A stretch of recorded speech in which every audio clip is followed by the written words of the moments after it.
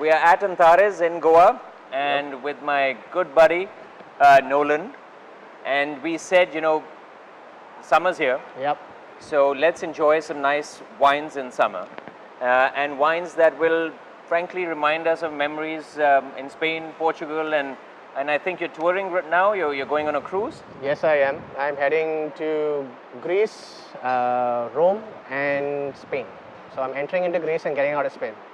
There you are. So let's start the Spanish and the Portuguese journey from now. I know you traveled a couple of years back. Yep.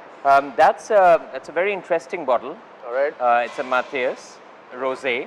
Lovely. And Portugal's really famous for rosés because is. the weather and even in Goa or all across India with such a difficult summer, rosé is really the perfect grape because it's crisp, it's fresh, it's young, and the other bottle is a Lancer's Rosé, All right.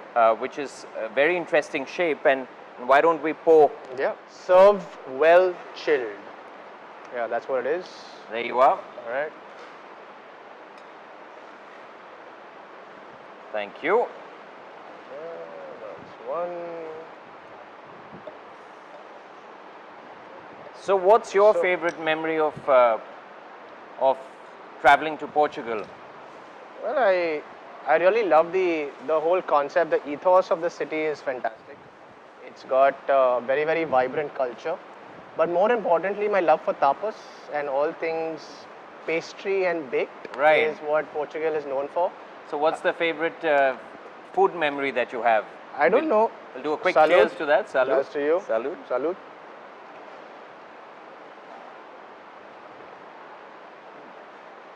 It's very interesting. It's very lightly It's got a sparkling tinge to Yeah, it, absolutely. right? It's very lightly sparkling, gorgeous color. Lovely. Yeah. So Portugal has these lovely egg custard tarts. They're called pasta in nata. Pasta in nata. Yeah. And they're tarts from heaven. They're just like filled with egg custard in it and it's baked to perfection.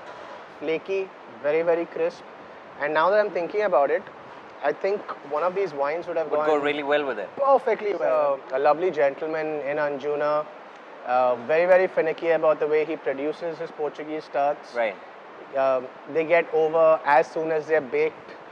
It's kind of funny to even say he has a commercial establishment because he's on a first name basis, Yeah. right? So yeah, he's fantastic. Goncalo, Nada, Goa. So That's what it is. if you're missing good old Lisboa, then come to Goa. Yeah, exactly. Point. Speaking of sangria, what's your base wine which you would recommend for a really, really good sangria? So we have a Tempranillo. So the Spanish Tempranillo is really the freshest possible grape that I would recommend. Okay. But it's really, we've got this lovely Tempranillo over Ojo here. Vivo. Nice. And let's start with that Yeah, why before we not? head over to the others. Yep.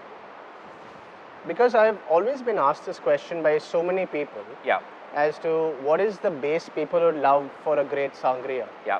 right? And it's always flummoxed me. So I said the best person to answer would just be you. See, this whole talk about food and wine pairing. Right. Right. If you take all the gibberish away from it, the basic fact is whatever grows together goes well together. Right. Also be fruity in character. Fruity and character. So ideally choose any fruity wine. A Tempranillo goes really well. All right. Salute. Cheers.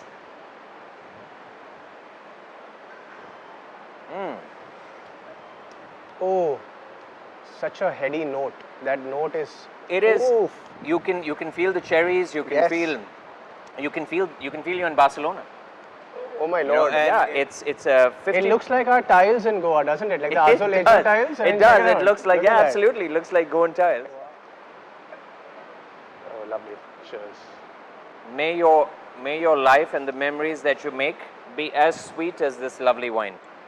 Salute to that. Cheers, Salute to buddy. that. Cheers to that.